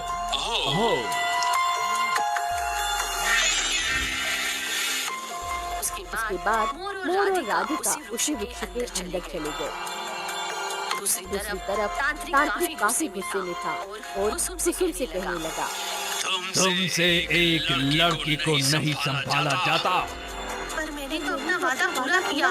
मैं तो उस लड़की को ले आई थी। ये तो आपकी गलती है जो आप उसे पकड़ नहीं पाए। अच्छा, तो तू मुझे बताएगी कि मेरी गलती है। तुझे सुंदर ही बनाना था ना, अब मैं तुझे सुंदर बनाऊंगा। तांत्रिक कुसुम को बदसूरत बना देता है, जिससे कुसुम जोर से रोने लगती है। ये तुमने क्या किया? तुमने मुझे बदसूरत क्यों बना दिया? तेरी यही सजा है। जो मेरे काम नहीं आ सकता उसे मैं कहीं का नहीं छोड़ता। वहाँ से चला गया, जिस पर कुसुम काफी दुखी होती है और अपने आप से कहने लगी, भगवान क्या हो गया? लगता है मैंने राधिका के साथ पूरा करना चाहा, इसीलिए आपने मेरे साथ ये सब किया। इतना कहकर कुसुम वहाँ से दुखी होकर जाने लगती है। वही परी तांत्रिक को रोकने के लिए आ रही थी। तभी अचानक चुड़ैल उसे मिल गई। आखिरकार तुम मुझे मिल गई। अब मैं तुम्हें छोड़ूंगी नहीं। मेरे रास्ते से हट जा चुड़ैल। इसमें तेरी भलाई है। मैं तुझसे लड़ना नहीं चाहती, पर मैं तुझे पकड़कर तांत्रिक के पास ले जाऊंगी, क्योंकि तांत्रिक का यही आदेश है। अच्छा, तो लगता है तुझे अपनी जिंदगी प्यारी नहीं है, इसीलिए तू मेरे सामने आकर ऐसी बातें कर रही है। तू मुझे मार नहीं पाएगी, क्योंकि मैं बहुत शक्तिशाली हूँ। ये तो अभी पता चल जाएगा कि मैं तुझे मार पाऊंगी या नहीं। चुड़ैल को गुस्सा आ जाता है और वो परी पर वार करती है। वही परी भी अपनी जादुई छड़ी से चुड़ैल पर वार करती है।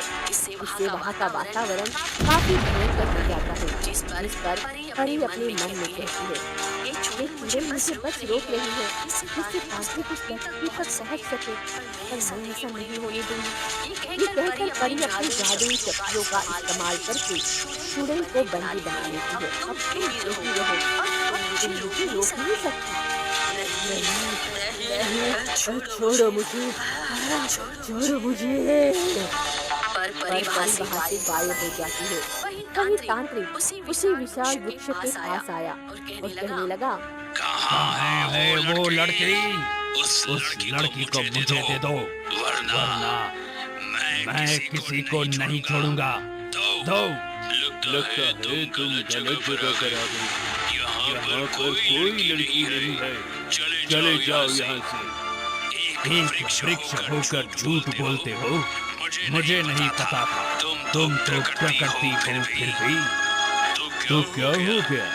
वैसे भी अच्छाई को बचाना मेरा फर्ज है। तुम्हें वो लड़की कभी नहीं मिलेगी। अगर नहीं मिलेगी तो मैं तुम्हारा विनाश कर दूंगा। इसलिए कह रहा हूँ, वो लड़की मेरे हवाले कर दो। चाहे तुम कुछ भी कर लो, पर मैं तुम्हें वो लड़की कभी नहीं दूंगा। ये सुनकर तांत्रिक को बहुत गुस्सा आ गया और उसने पेड़ पर हमला कर दिया। तभी वन देवता पेड़ से बाहर आ गए। तुम्हारी इतनी हिम्मत जो तुमने मेरे घर पर वार किया, क्या तुम्हें पता नहीं यहाँ मैं रहता हूँ? अरे मुझे पता है, पर मुझे वो लड़की चाहिए जो तुमने अपने घर में छुपा के रखी है। नहीं, वो लड़की तुम्हें कभी नहीं मिलेगी। चले जाओ यहाँ से तांत्रिक। नहीं जाने वाला मैं वन देवता। भले ही तुम वन देवता हो, पर मैं भी बहुत शक्तिशाली हूँ। ये कहकर तांत्रिक अपनी शक्तियों का इस्तेमाल करने वाला होता है। तभी वहाँ पर परी आ जाती है और वो कहती है, आज तेरा अंत निश्चित है तांत्रिक, तूने बहुत आतंक मचा लिया। अब तेरा मरना निश्चित है। तू मुझे मारेगी? ऐसा कभी भी नहीं हो सकता। अरे मैं तुझे मारूंगा, क्योंकि तेरी मौत मेरे हाथों है। समझी? ये तेरी गलतफहमी है, क्योंकि भले ही तू कितना भी शक्तिशाली क्यों ना हो, पर अच्छाई कभी भी बुराई से हारती नहीं है। परी उस विशाल वृक्ष से राधिका को बाहर निकालती है और उससे कहती है, तुम मेरे साथ ये जादुई तलवार तांत्रिक के पेट पे मारो, जिससे ये मर जाएगा। तांत्रिक पूरी तरह हैरान हुआ और कहने लगा, नहीं, ये नहीं हो सकता। ये तुम क्या कर रही हो? मैं बिल्कुल सच कह रही हूँ। अब तुम बच नहीं पाओगे। राधिका उस तलवार को पकड़ लेती है और फिर परी और राधिका उस तलवार को तांत्रिक के पेट पे मार देती है, जिससे वो वहीं मर जाता है। आखिरकार तुमने इसे मार ही दिया। आज बुराई का अंत हो गया। तुम्हारा बहुत बहुत धन्यवाद। हाँ, आप बिल्कुल सच कह रहे हैं और ये आपके बिना बिल्कुल भी संभव नहीं होता। आप लोगों का बहुत धन्यवाद। वहीं शाम होने आई थी। अब राधिका लौटी नहीं थी, जिससे मुकेश और उसकी माँ सीमा काफी परेशान हुए। ये अभी तक लौट कर क्यों नहीं आई? आपने अच्छी तरह देखा था ना, राधिका कुसुम के साथ ही गई थी। अरे हाँ, मैंने अच्छी तरह देखा था। तभी उन्हें कुसुम दिखाई दी, जो बहुत ही बदसूरत थी, जिसे देखकर सीमा ने कहा, अरे ये कुसुम, ये तुम्हें क्या हो गया? और मेरी बेटी राधिका कहाँ है? मुझे नहीं पता कि वो कहाँ है। वो कुसुम के साथ ही गई थी। अरे ये तुम क्या कह रही हो? अरे मैंने अपनी आंखों से देखा था।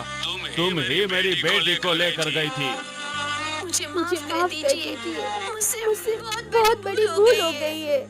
ये कहकर कुसुम जोर से रोने लगी, जिसे देखकर सीमा और मुकेश काफी ज्यादा हैरान हो गए। उन्हें तो कुछ समझ ही नहीं आ रहा था कि आखिर क्या हो रहा है। तभी वहाँ पर राधिका के साथ परी प्रकट होती है। अपनी बेटी को सही सलामत देखकर सीमा और मुकेश काफी खुश होते हैं।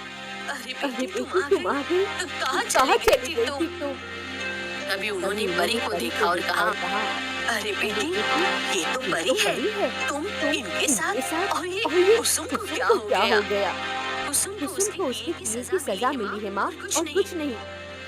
अरे ये तुम क्या कह रही हो बेटी? आखिर ये सब क्या हो रहा है?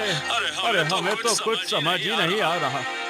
इस पर राधिका ने अपने माता पिता को सारी बात बताई, जिसे सुनकर वो लोग काफी हैरान हुए। मुझे तुमसे ऐसी उम्मीद नहीं थी कुसुम। हमने तुम्हें अपनी बेटी माना था और तुमने लालच के चक्कर में मेरी बेटी की जान लेनी चाहिए। आके मुझे माफ कर दो, मुझसे बहुत बड़ी भूल हो गई है। नहीं, हम तुम्हें कभी भी माफ नहीं करेंगे। तूने भूल नहीं बल्कि जानबूझकर किया है। तू मेरी बेटी को मारना चाहती थी। नहीं नहीं काकी, मैं लालच में अंधी हो गई थी। मुझे माफ कर दीजिए। इसीलिए भगवान ने मुझे बदसूरत बना दिया। कुसुम जोर जोर से रोने लगती है। कुसुम को इस तरह रोता देख राधिका परी से कहती है, क्या मैं आपसे कुछ मांग सकती हूँ परी? हाँ बताओ, क्या मांगना चाहती हो? क्या आप क्या आप मेरी सहेली को फिर से पहले जैसा कर सकती है? मैं उसे इस तरह नहीं देख सकती। क्यों नहीं? तुम बहुत ही अच्छी हो और नेक इंसान हो। मैं तुम्हारी मदद जरूर करूंगी। परी अपनी जादुई छड़ी घुमाती है और कुसुम फिर से पहले की तरह हो जाती है। अपने आप को पहले जैसा देखकर कुसुम बहुत खुश हुई और कहने लगी, राधिका मुझे माफ कर दे। आज तेरी वजह से फिर पहले जैसी हो गई हूँ। नहीं, माफी मत मांग। परासी वो मेरी सहेली नहीं है। ये तू क्या कह रही है? तू मुझे माफ नहीं करेगी। तूने एक बार अपनी सहेली का विश्वास तोड़ दिया है कुसुम। अब उसे तुम पर विश्वास नहीं। तुमने अपनी सच्ची दोस्ती को खो दिया है राधिका। अब मैं चलती हूँ, तुम अपना ध्यान रखना। इसके बाद परी वहाँ से गायब हो गई। परी के जाने के बाद राधिका ने कुसुम से कहा, अब तुम जाओ, मुझे तुमसे कोई शिकायत नहीं है। और अंत में राधिका अपने माता पिता के साथ अपने घर चली गई और खुशी खुशी अपना जीवन जीने लगी। तो दोस्तों आपको हमारी कहानी कैसी लगी? हमें कमेंट बॉक्स में जरूर बताइएगा। और ऐसी ही मजेदार कहानियाँ सुनने के लिए हमारे चैनल को लाइक एंड सब्सक्राइब करना बिल्कुल ना भूलें। धन्यवाद। श्यामपुर नाम के गांव में एक बड़ा सा घर था। उसमें 19 साल की अंजू रहती थी। अंजू के माता पिता उसे बचपन में ही छोड़कर चले गए थे। तभी से वो जमींदार के घर पर बर्तन मांजने का काम करती थी। जमींदार अंजू को अपनी बेटी की तरह रखते थे, पर ये सब जमींदार की बेटी माया को पसंद नहीं था। वो मन ही मन उससे खूब जलती थी। एक दिन अंजू आंगन में बैठे बर्तन मांज रही थी। अंजू बिटिया जरा हाथ रोक ले। सुबह से तूने रसोई का सारा काम अकेले निपटाया है। अभी बर्तन बाद में धो लेना। पहले जाकर थोड़ा पानी पी ले। नहीं मालकिन, बस ये 2 थालियाँ बची है। आपने और मालिक ने मुझे जो प्यार दिया है उसके बदले ये काम तो कुछ भी नहीं है। माँ बाप के जाने के बाद अगर आप ना होती तो पता नहीं मेरा क्या होता। पगली, ऐसी बातें मत कर। तूने इस घर को अपनी मेहनत से सींचा है। जमींदार साहब तो कहते हैं कि तेरी शादी हम अपनी बेटी की तरह धूमधाम से करेंगे। तू हमारे लिए नौकरानी नहीं, इस घर की रौनक। आपकी यही बातें मुझे थकने नहीं देती है मालकिन। मैं तो बस यही चाहती हूँ कि हमेशा आपकी सेवा करती रहूँ। उन दोनों की ये सब बात दूर खड़ी जमींदार की बेटी माया अपने प्रेमी विक्रम के साथ खड़ी होकर सब सुन रही थी। ये सब सुन उसे बहुत गुस्सा आ रहा था। देखा विक्रम, मेरी अपनी माँ मुझे छोड़कर इस बर्तन मांजने वाले पर प्यार जता रही है। पिताजी भी उसके लिए गहने और कपड़े बनवा रहे हैं। मुझे लगता है कि एक दिन उसे इस घर की मालकिन बना देंगे। तुम सही कह रही हो माया। ये लड़की बहुत चालाक है। इसने भोली सूरत बनाकर तुम्हारे माता पिता को वश में कर लिया है। अगर इसे अभी नहीं निकाला तो तुम्हारी जायदाद में भी ये हिस्सा मांग लेगी। तो मैं क्या करूं? मैं कई बार उसकी बुराई की, पर माँ बाप उसकी तरफदारी करते हैं। मुझे कोई ऐसा तरीका बताओ जिससे वो इस घर की नजरों में हमेशा के लिए गिर जाए। मेरे पास एक तगड़ा प्लान है। तुम्हारी माँ का वो कीमती सोने का हार तिजोरी में है ना, आज रात उसे चुपके से निकाल हम वो हार अंजू की कोठरी में छिपा देंगे। जब चोरी पकड़ी जाएगी तो तुम्हारे माँ बाप उसे धक्के मारकर बाहर निकाल देंगे। हाँ, ये ठीक रहेगा। आज रात सब सो जाएंगे। मैं वो हार निकाल लूंगी। फिर देखते हैं कि माँ का ये लाड और प्यार कहाँ जाता है।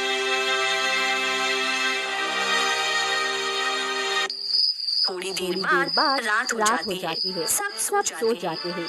माया दबे पाँव उसकी माँ के कक्ष में जाती है और उनकी तिजोरी में से कीमती हार निकाल कर ले आती है। आज इस अंजू का हवेली में आखिरी दिन है। अब बस मुझे ये हार अंजू के बिस्तर के नीचे रखना है। फिर कल सुबह होगी और असली तमाशा शुरू। माया दबे पाँव अंजू के कमरे में जाती है। अंजू गहरी नींद में सो रही होती है। फिर धीरे से अंजू के बिस्तर के नीचे वो हार रख देती है। अगली सुबह घर के आंगन में जमींदार गुस्से में चिल्ला रहे हैं और पूरी हवेली में हलचल मच गई है। अरे भैया, अरे मेरा हार कहाँ गया? कल रात तो मैंने उसे देखा था। अरे भाई, घर में कोई बाहरी आदमी भी नहीं आया। फिर हार कैसे गायब हो गया? अरे जी शांत हो जाइए। अंजू तूने सफाई करते वक्त कहीं देखा क्या? देख बेटा, अगर कहीं रखा है तो बता दे। कोई तुझे कुछ नहीं कहेगा। मालकिन, मैंने तो कमरे की तरफ कदम भी नहीं रखा। मैं तो सुबह से ही बाड़ी में गायों को चारा डाल रही थी। मैं बड़ा क्यों करूँगी? माँ, आप अभी भी इस पर भरोसा कर रही है? मैंने कल रात इसे दबे पाँव आपके कमरे से निकलते हुए देखा था। उस वक्त मैंने इतना ध्यान नहीं दिया। मुझे शक है कि इसने ही हार चुराया है। इसकी कमरे की तलाशी क्यों नहीं ले लेती आप? तभी माया का प्रेम विक्रम बहाता है। जमींदार साहब, गांव में बदनामी हो रही है। अगर ये लड़की साफ है तो तलाशी लेने में क्या हर्ज है? चलिए हम खुद देखते हैं। सब लोग अंजू के कमरे में जाते हैं। विक्रम अंजू का पुराना बिस्तर उठाता है और उसके नीचे से सोने का हार चमकने लगता है। अरे अंजू, अरे ये क्या है? यही तेरी वफादारी थी? हैं? अरे हमने तुझे सिर पर बिठाया और तूने हमारी ही पीठ में छुरा घोंप दिया। अंजू, मालिक, खुदा की कसम, मुझे नहीं पता यहाँ कैसे आया। किसी ने मुझे फंसाया है। मालिक, आप मेरा यकीन कीजिए। बस कर अंजू, अब और झूठ मत बोल। सबूत तो सबके सामने है। तूने मेरा भरोसा तोड़ दिया। चली जा यहाँ से। इससे पहले कि मेरा गुस्सा और बढ़ जाए, तू यहाँ से चली जा। निकालो इसे बाहर। विक्रम, इसे धक्के मारकर गांव के बाहर छोड़ाओ। ऐसी चोरी यहाँ कोई जगह नहीं है। अंजू उसकी पोटली उठाती है और हवेली के बाहर निकल जाती है। जब वे गांव की सड़क पर पहुंचती है तो गांव वाले उसे ताने मारने लगते हैं। अरे भाई देखो, अरे कितनी मासूम बनती थी। जमींदार के घर डाका डाल दिया इसने। अब गांव में मुंह दिखाने लायक नहीं। अरे इन अनाथों का कोई ईमान नहीं होता। अब इसे कोई काम मत देना, वरना ये सबके घर साफ कर देगी। अंजू एक घर से दूसरे घर काम मांगने जाती है, पर हर कोई दरवाजा बंद कर देता है। अंत में वो हार कर जंगल की ओर जाने लगती है। ईश्वर, मेरा कोई नहीं है इस दुनिया में। क्या मरना ही मेरी किस्मत में लिखा है। वो जंगल में एक ऊंचे पेड़ के नीचे बैठ जाती है। रात होने वाली है। चारों तरफ सन्नाटा है। बड़ी देर बाद रात हो जाती है। रात होते ही अंजू का डर बढ़ जाता है और चारों तरफ सन्नाटा होता है। हे भगवान, मेरी किस्मत में यही लिखा था। अनाथ होकर पैदा हुई और अब चोर बनकर मरूंगी। भूख से पेट में आग लगी है। जंगल में कौन मुझे रोटी देगा? गाँव वालों ने तो मुझे पत्थर मार कर निकाल दिया है। तभी उसे पास की झाड़ियों में कुछ फड़फड़ाने की आवाज आती है। वो डर के मारे खड़ी हो जाती है। कौन है वहाँ?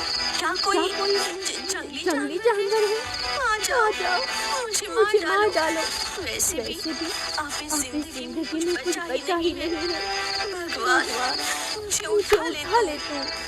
अंजू हिम्मत हिम्मत जुटाकर जुटाकर झाड़ियों झाड़ियों के के पास पास जाती जाती है है और देखती है कि कि एक एक सुंदर सुंदर तोता तोता घायल घायल पड़ा पड़ा है। है। उसके उसके पंख पंख लहूलुहान लहूलुहान है। है। अरे, अरे ये ये कोई कोई छोटा छोटा सा सा पंछी पंछी है। है। इसकी तो इसकी तो हालत हालत बहुत ही बहुत ही खराब खराब है। है। इस इस बाज ने बाज इसे ने पूरी इसे तरह पूरी तरह जख्मी कर जख्मी दिया कर है। दिया है। बेचारा बेचारा तड़प तड़प रहा रहा है। है। इसकी इसकी आंखों में आंखों तो में तो जैसे जैसे आंसू है। आंसू है। अंजू अंजू अपने अपने दुखों को दुखों को भूलकर भूलकर तोते को तोते अपनी को गोद अपनी में गोद उठा में लेती उठा है। लेती है। उसे उसे पानी पानी पिलाती पिलाती है है और और जड़ी जड़ी बूटियां बूटियां तोड़कर तोड़कर उन्हें उन्हें पत्थर पत्थर पर पर पीस कर पीस उसके कर उसके जख्म पर जख्म लगा पर देती लगा है। देती है। घबराओ घबराओ मत मत नन्हे नन्हे पंछी, पंछी, मैं मैं तुम्हें तुम्हें कुछ कुछ नहीं नहीं होने होने दूंगी। दूंगी। तुम्हारी और तुम्हारी मेरी और मेरी किस्मत किस्मत एक एक जैसी जैसी है। है। हम हम दोनों दोनों ही ही घायल घायल हैं। हैं। ये ये जड़ी जड़ी बूटी बूटी तुम्हारे तुम्हारे घाव घाव भर भर देगी देगी और और थोड़ा सा थोड़ा सा पानी पानी पी पी लो। लो। अंजू अंजू पूरी पूरी रात रात तोते की तोते की सेवा सेवा करती है। करती है।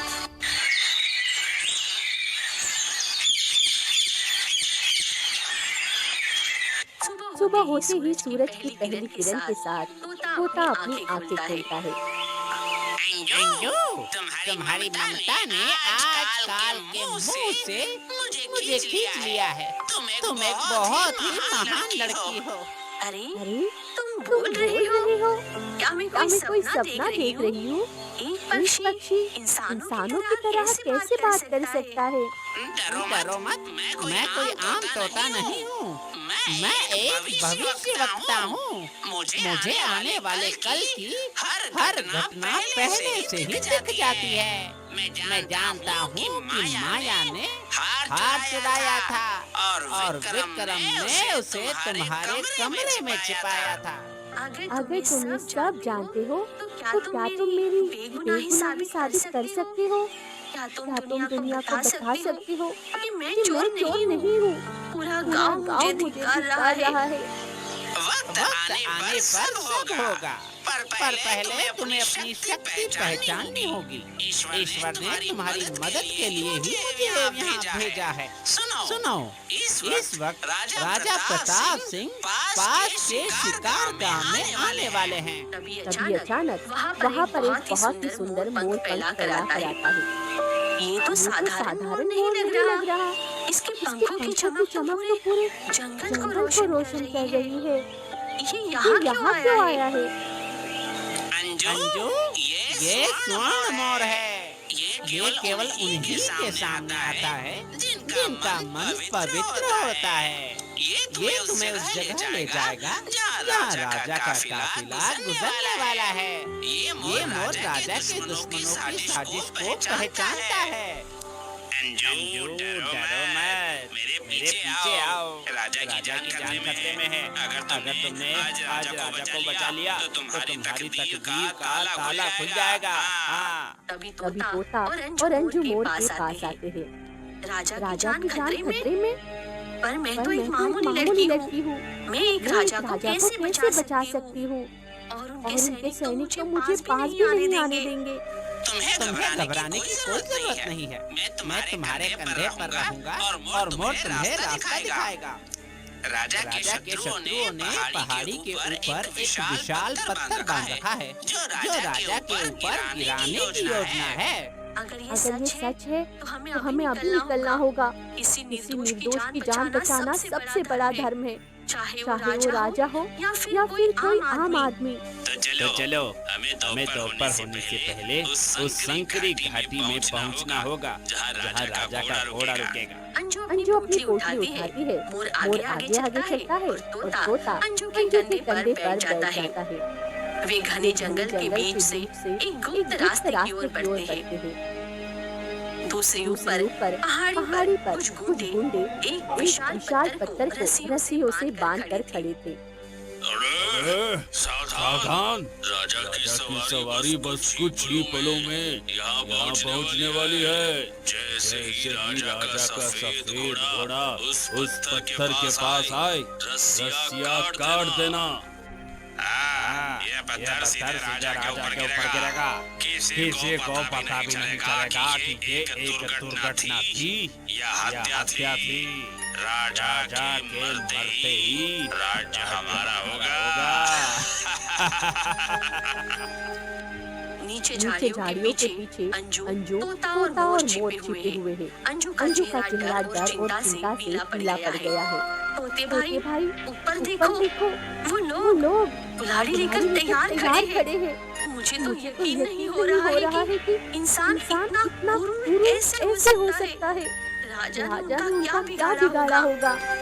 अंजू, सत्ता का लालच इंसान को अंधा कर देता है, पर तुम अपनी हिम्मत मत हारना। जादुई मोर तुम्हें रास्ता दिखाएगा और तुम्हें बिना डरे रास्ते के बीच में जाकर खड़ा होना होगा। अंजू डरो मत। जब मैं अपना पंख फैलाऊं तो तुम तेजी से दौड़ना। मैं अपनी चमक से दुश्मनों की आंखों में चौधियाहट पैदा कर दूंगा।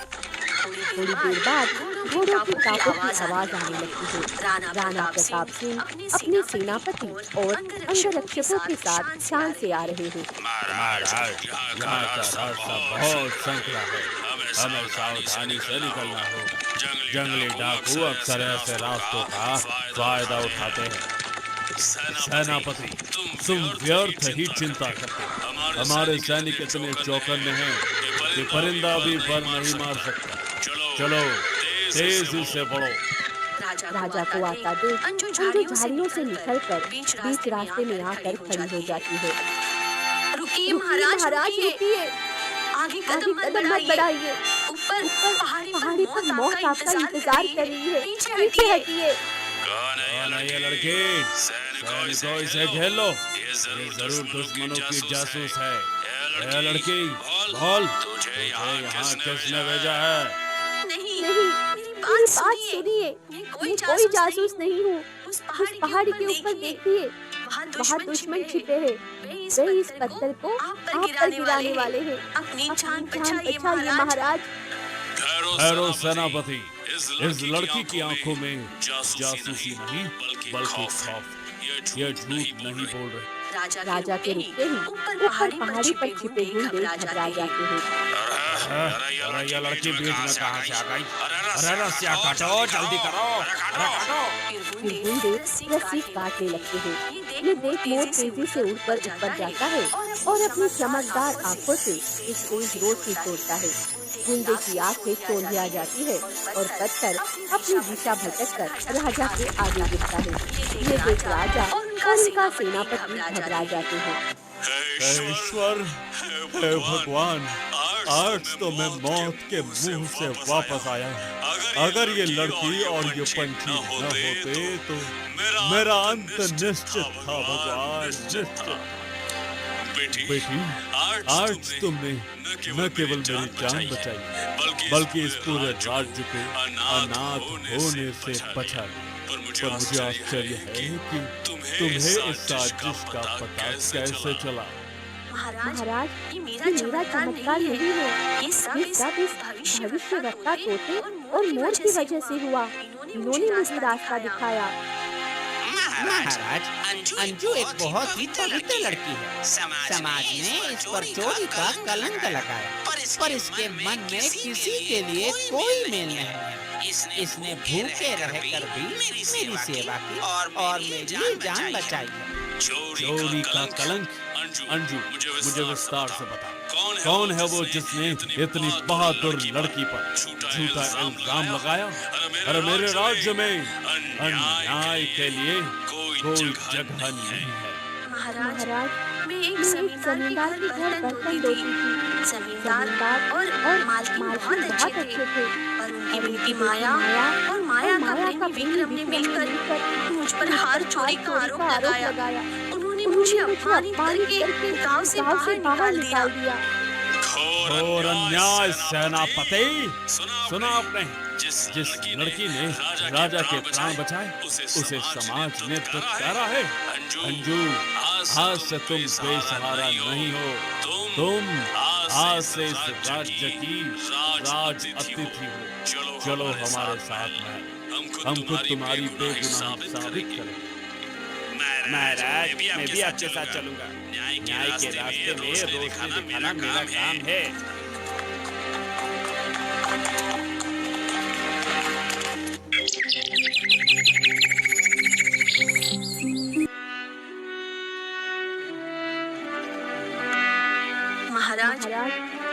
उनका आदर सत्कार पाकर मेरा मन भर आया है। पर कभी मुझे डर लगता है कि कहीं मैं जाग न जाऊं और फिर से वही चोर का कलंक मेरे माथे पर ना आ जाए। अंजू, डरो मत। जिसने राजा के प्राण बचाए उसकी रक्षा स्वयं ईश्वर करता है। पर मुझे बता, तुम्हारे गांव के जमींदार का नाम क्या है? मैं आज ही न्याय की घोषणा करूं। महाराज रुकिए, समय बहुत कम है। मैंने भविष्य में देखा है कि माया और विक्रम अब जमींदार साहब की पूरी संपत्ति हड़पने की योजना बना रहे हैं। क्या वे मालिक और मालकिन को नुकसान पहुंचाना चाहते हैं? पर वो तो उनकी बेटी है। लालच अंधा होता है अंजू। विक्रम ने एक जहरीली दवा का इंतजाम किया है ताकि जमींदार साहब बीमार पड़ जाएं और विक्रम सारी जायदाद अपने नाम करवा सके। हमें तुरंत गांव पहुंचना होगा। वे सभी जमींदार के घर की तरफ निकल जाते हैं। वो गांव पहुंचते हैं। लोग सन्न हैं क्योंकि रथ में अंजू बैठी है। अरे ये क्या देख रहा है? यह तो वही अंजू है जिसे हमने पत्थर मारे थे।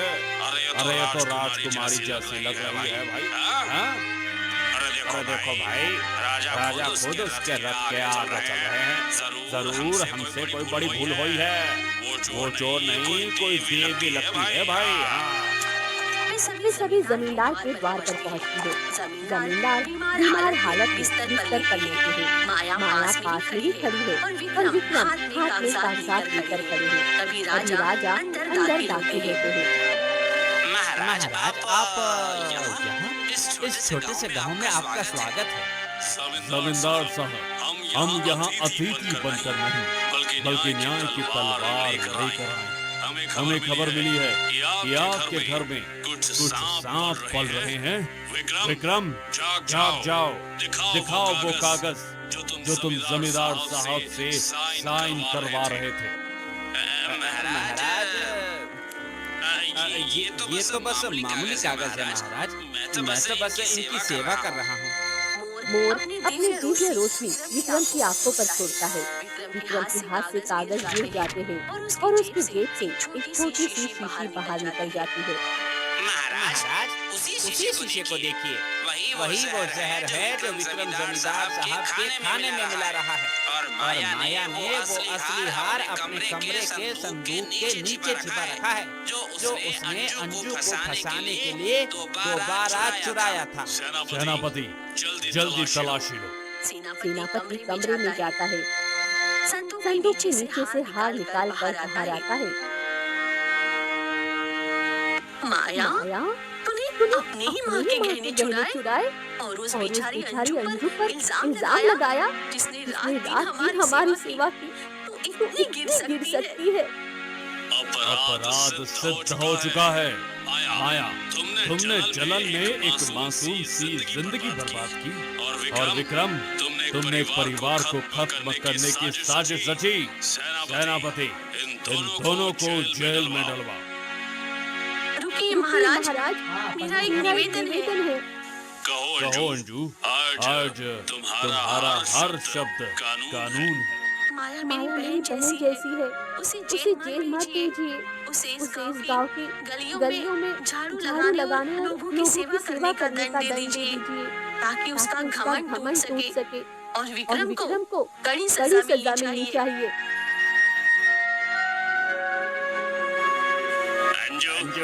तू कितनी महान है। हमने तुझे अपमान दिया और तूने हमें जीवन दे दिया। क्या तू हमें माफ कर पाएगी? आज से अंजू इस पूरे इलाके की राज प्रतिनिधि हो और ये मोर और तोता हमेशा इसके साथ रहेंगे। इस तरह अंजू की सच्चाई और पक्षियों के साथ में साबित कर दिया कि नीति कभी हारती नहीं है। षड्यंत्र रचने वाले माया और विक्रम बेनकाब हुए थे और अंजू अपनी दयालुता से राजा प्रतिनिधि बन गई है। तो दोस्तों, आपको हमारी कहानी कैसी लगी हमें कमेंट बॉक्स में जरूर बताइए और ऐसी ही मजेदार कहानियाँ सुनने के लिए हमारे चैनल को लाइक एंड सब्सक्राइब करना बिल्कुल ना भूलें। धन्यवाद।